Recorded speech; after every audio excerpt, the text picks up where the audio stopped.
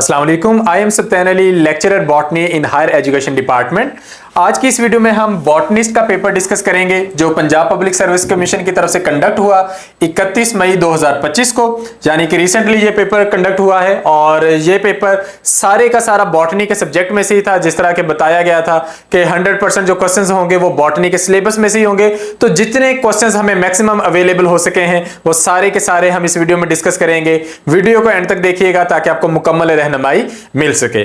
Video के आगाज में मैं बताता चलूं कि हर बार जब बॉटनी का या बॉटनी से रेलेवेंट सीट का पेपर होता है तो एक बात मशहूर हो जाती है कि जेनेटिक्स में से क्वेश्चन ज्यादा आते हैं, इकोलॉजी में से ज्यादा आते हैं, टैक्सोनॉमी में से ज्यादा आते हैं, फिजियोलॉजी में से ज्यादा आते हैं। तो ऐसी कोई बात नहीं है, क्योंकि हर दफा पेपर डिफरेंट होता है। आपको सारे सब्जेक्ट्स में अपने आप को प्रूव करना होता है। तैयारी अपनी बेहतरीन रखें, बाकी उनकी मर्जी है, जिसमें से वो ज्यादा पेपर देना चाहें तो दे दें। हम डिस्कशन का आगाज करते हैं।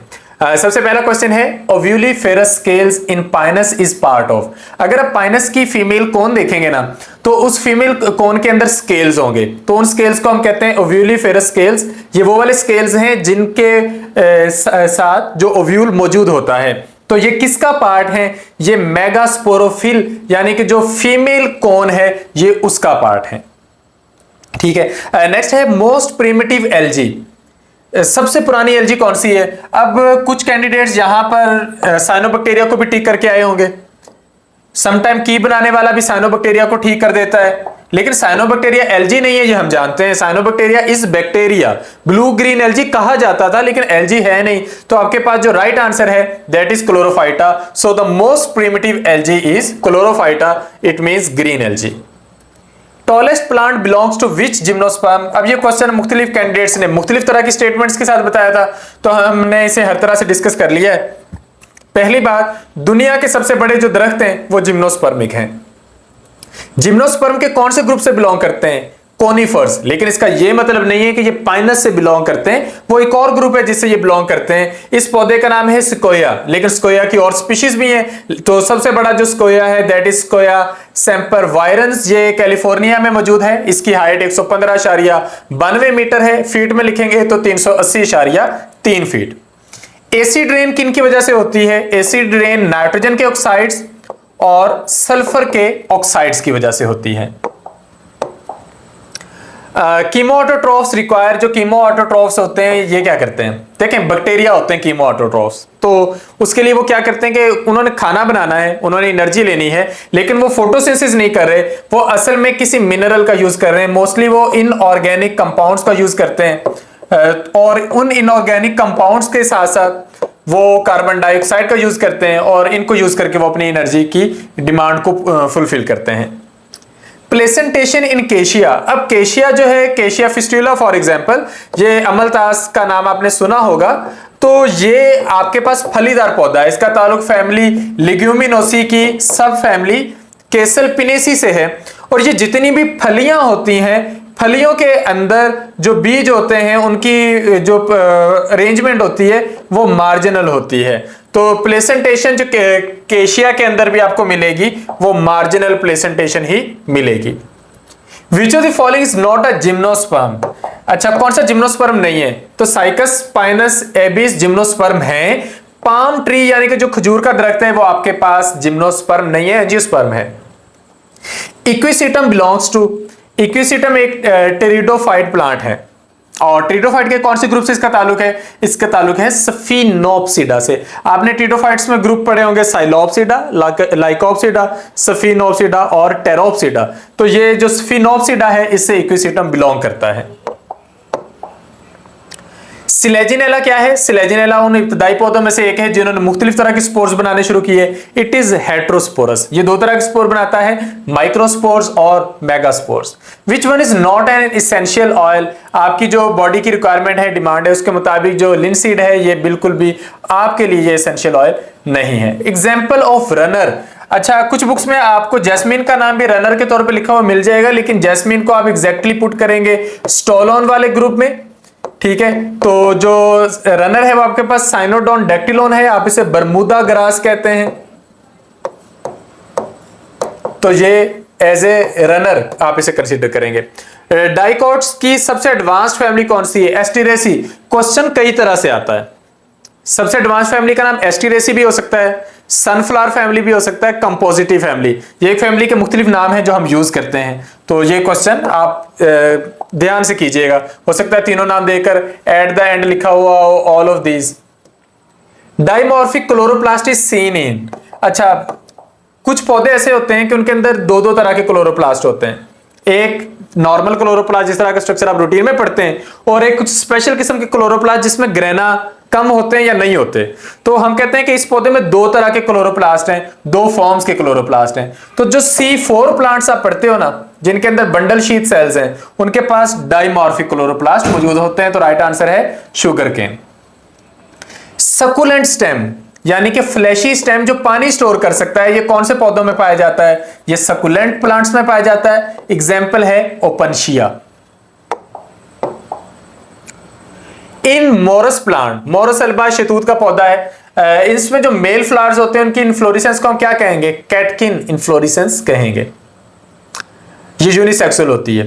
Paired brackets present at the base of sunflower, sunflower की ना बेस पर ये ब्रैकेट्स मौजूद होती हैं। इनको हम क्या नाम देते हैं? इनको हम इनवॉल्यूकर का नाम देते हैं। स्टॉक ऑफ ओव्यूल, ओव्यूल अगर किसी जगह मौजूद है तो उसके एक छोटा सा स्टॉक हो सकता है, उसके ऊपर ओव्यूल मौजूद हो सकता है, तो उसको हम फ्यूनिकल कहते हैं।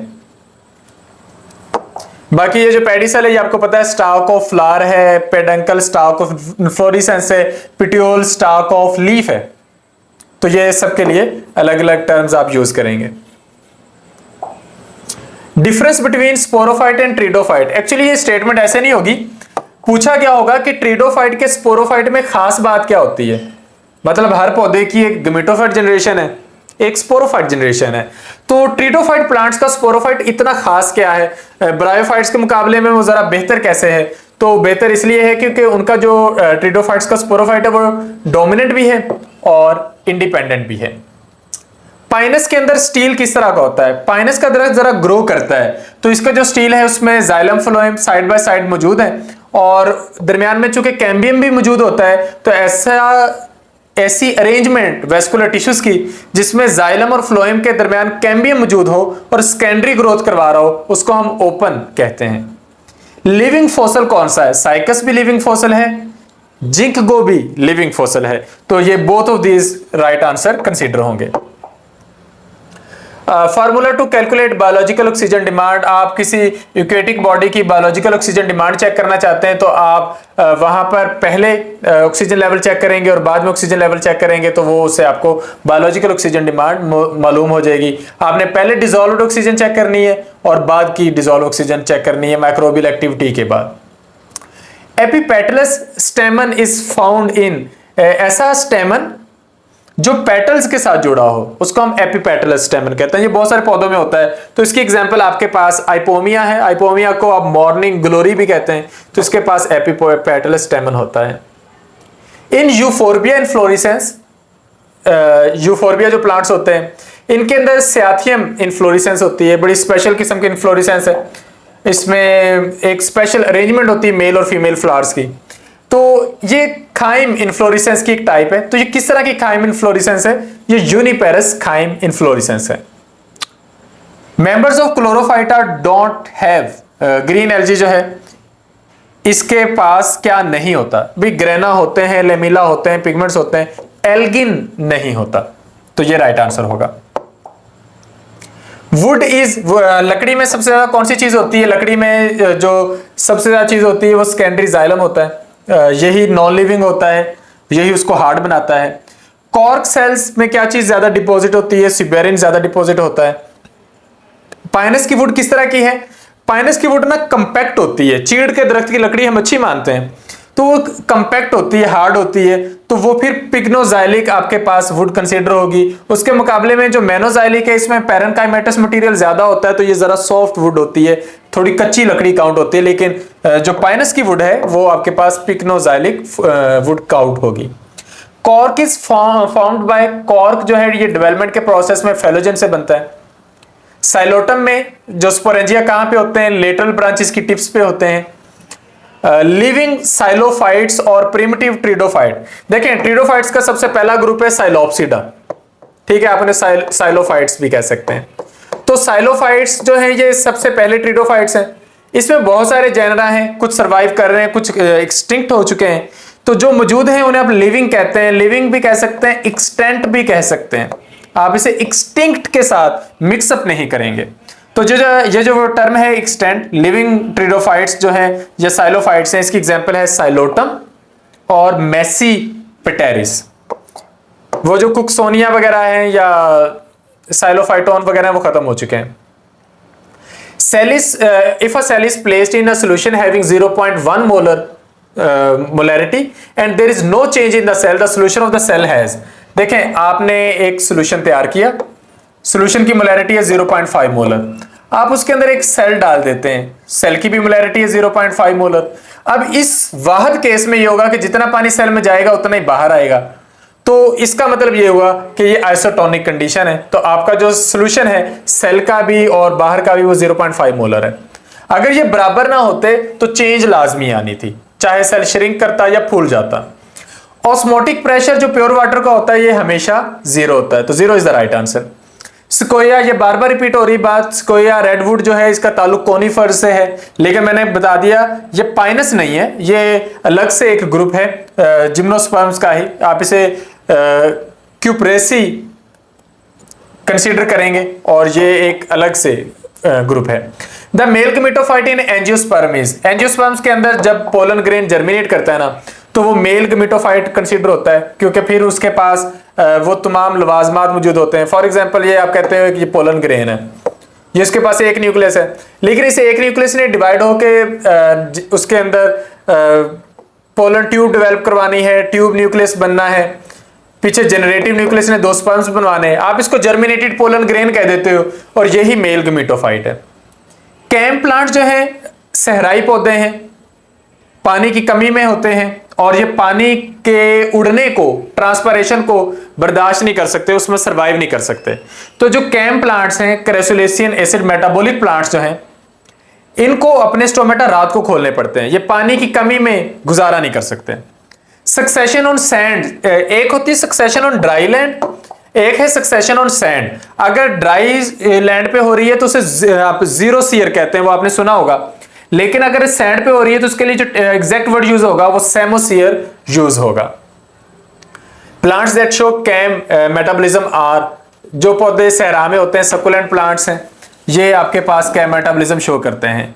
डिस्क फ्लोरेट्स कौन से पौधों में पाए जाते हैं? सनफ्लावर में डिस्क फ्लोरेट्स पाए जाते हैं। अगर आप एक सनफ्लावर को देखें तो उसमें जो बाहर पत्तियां होती हैं वो रे फ्लोरेट्स हैं और जो सेंटर में है वो डिस्क फ्लोरेट्स हैं। In which plant fruit is developed from whole inflorescence, बहुत सारे ऑप्शन दिए गए होंगे और बेशुमार पौधे हैं जिनमें पूरी इनफ्लोरेसेंस से फल बनता है, तो पाइनएप्पल यहां पे आपका राइट आंसर है। ऐसा पौधा जो ग्रो भी करे और अपना लाइफ साइकिल भी कंप्लीट कर जाए, उसकी इस प्रॉपर्टी को हम कहेंगे वाइटैलिटी। ब्लैक ब्रेड मोल्ड जो है राइजोपस, इसका ताल्लुक है जाइगोमाइकोटा से, तो इसके जो स्पोर्स हैं वो जाइगोस्पोर्स हैं जो सेक्सुअल स्पोर्स हैं, और जो एसेक्सुअल स्पोर्स हैं वो स्पोरेंजियोस्पोर्स काउंट हो गए। Steel in which xylem is star shaped, तो एक्टिनो स्टील जो होती है ये स्टार शेप होती है। एक्चुअली एक्टिनो वर्ड कहीं पर भी आ जाए तो ये स्टार का ही मीनिंग देंगे। बट्रैकोस्पर्मम रेड एल्जी है, 2 तरह की रेड एल्जी आप ज्यादा पढ़ते हैं, बट्रैकोस्पर्मम पॉलीसाइफोनिया। बट्रैकोस्पर्मम फ्रेश वाटर में पढ़ते हैं, पॉलीसाइफोनिया मैरीन वाटर में पढ़ते हैं। तो बट्रैकोस्पर्मम का अगर आप स्ट्रक्चर देखें तो ये फिलामेंटस है। सीड प्लांट्स पहली दफा कब अपीयर हुए? तो ये लेट डिवोनियन पीरियड में अपीयर हुए और ये पौधे का साइंटिफिक नेम है, फर्स्ट सीड फर्न्स भी हम इन्हें कहते हैं। कंडक्टिंग रीजन इन फ्यूनेरिया, अगर आप फ्यूनेरिया का स्पोरोफाइट देखें तो उसमें कंडक्टिंग रीजन जो है वो एपोफाइसिस है, जो लोअर पोर्शन है ना ये कंडक्टिंग रीजन होता है इसका। येलो ग्रीन एल्जी वुचेरिया का दूसरा नाम है, क्योंकि Wuchereria belongs to the group which is known as yellow green algae.